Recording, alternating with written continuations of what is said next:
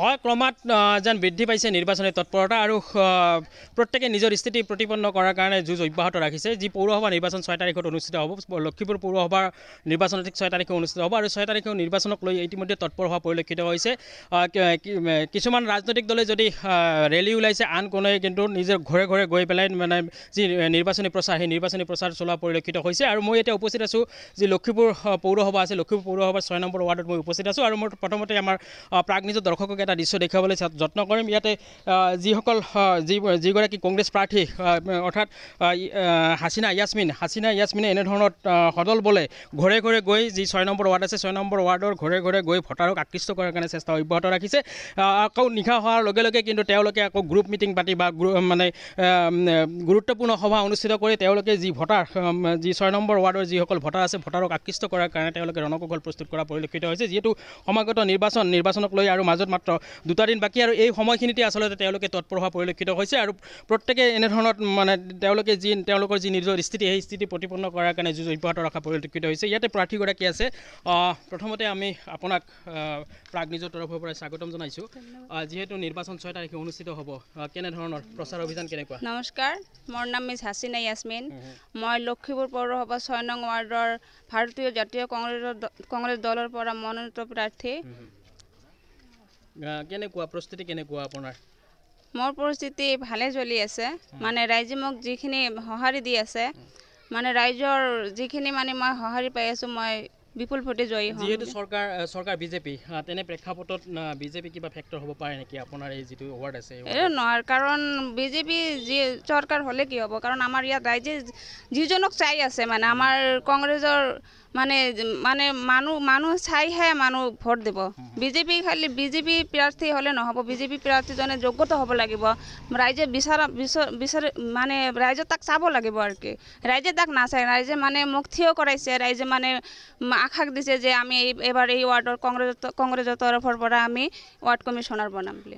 যিহেতু নিৰ্বাচন সমাগত, এই সময়খিনিত আচলতে আপুনি ভোটাৰক আকৃষ্ট কৰাৰ কাৰণে কেনেধৰণৰ কৌশল অৱলম্বন কৰিছে? মই ভোটাৰ আকৃষ্ট কৰাৰ কাৰণে মানে আমাৰ ইয়াত যিমানখিনি অসুবিধা আছে, যেনেকুৱা ৰাস্তা ঘাটৰ প্ৰব্লেম হৈ আছে, তাৰপিছত ড্ৰেইনৰ অসুবিধা হৈ আছে, মানে মোৰ এইটোৱে আশা যে মই ৱাৰ্ড কমিশ্যনাৰ হোৱাৰ পিছত মানে মই ৰাস্তাটো কৰাইম আৰু ঘৰৰ সন্মুখে মানে ডাষ্টবিনৰ ব্যৱস্থাটো কৰিম। আৰু তাৰপিছত আমাৰ খোৱা পানীৰ যিটো ব্যৱস্থা আছে, আমাৰ খোৱা পানীৰ বিশুদ্ধ কৰাৰ মানে চেষ্টা কৰিম। আৰু আমাৰ যিবিলাক আঁচনি হোৱা নাই, যেনেকুৱা অৰুণোদয় আঁচনি হোৱা নাই বহুতৰে, হয়তো প্ৰধানমন্ত্ৰী আৱাস যোজনা বহুতৰে এতিয়াও হোৱা নাইকিয়া, তাৰপিছত বৃদ্ধা পেঞ্চন বহুতৰে হোৱা নাই, সেইবিলাক মই কৰিবলৈ মানে চেষ্টা কৰিম। হয়, নিশ্চয়কৈ এনেধৰণত আচলতে তেওঁলোকৰ স্থিতি মজবুত কৰাৰ কাৰণে উঠি পৰি লগা পৰিলক্ষিত হৈছে।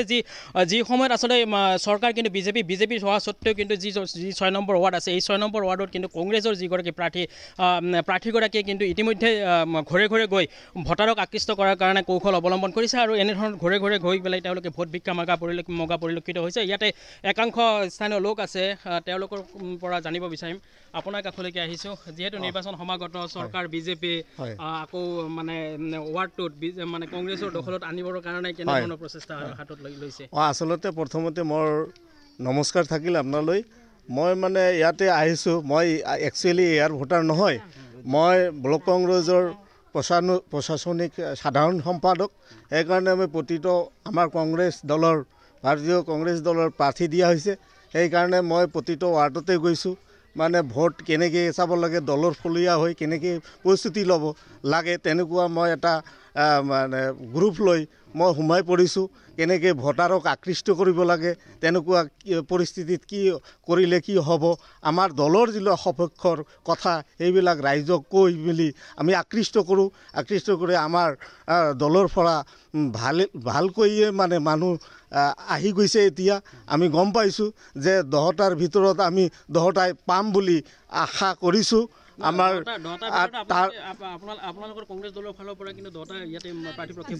যিয়ে হওক, আমাৰ মানে যিকেইটা আছে সেইকেইটা আটাইবোৰে আহিব, এইটো মোৰ মানে এটা চিন্তাধাৰাত আহি গৈছে।